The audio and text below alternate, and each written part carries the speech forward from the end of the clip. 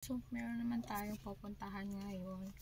So, nag-ready na ako nitong lotion natin na SPF 50 plus. Mas meron na tayong oil para malak yung kanyang moisture. Ay, diba? Ewan ko lang kung bibili pa ako ng bago nito sa anong tawag dito dun sa market.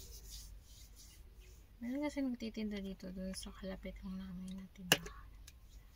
Ewan ko lang bibili ba ako. Kasi meron kasi akong parating ng order niyan. Kasi hindi pa siya na-deliver. Ewan ko lang ano nangyari sa delivery. Lagi na lang doon, hindi nila na-out for delivery. Kaya nga nababother na ako. Kasi paubos na siya. Wala na akong magamit. Siguro maghintay na lang ako kasi madudoble naman yung mga products ko dito. Nakakainis yung mga ganyan. Hindi nililiver ako. Kasi naman kinakailangan ko yung gamitin yun. Skincare natin. Nakakainis.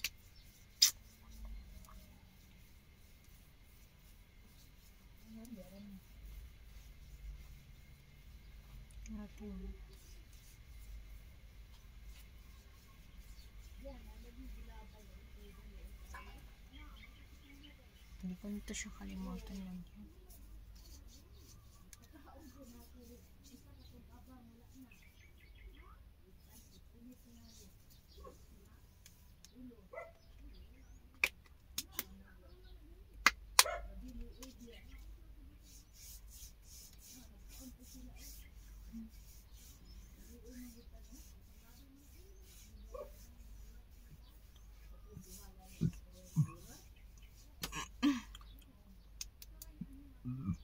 Me.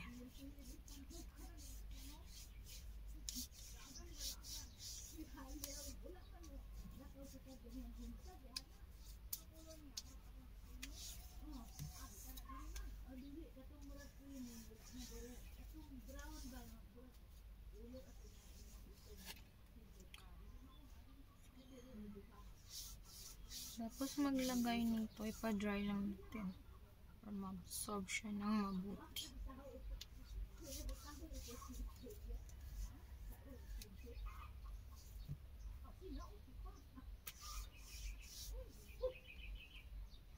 Ito naman yung gagamitin natin para malaki yung moisture niya.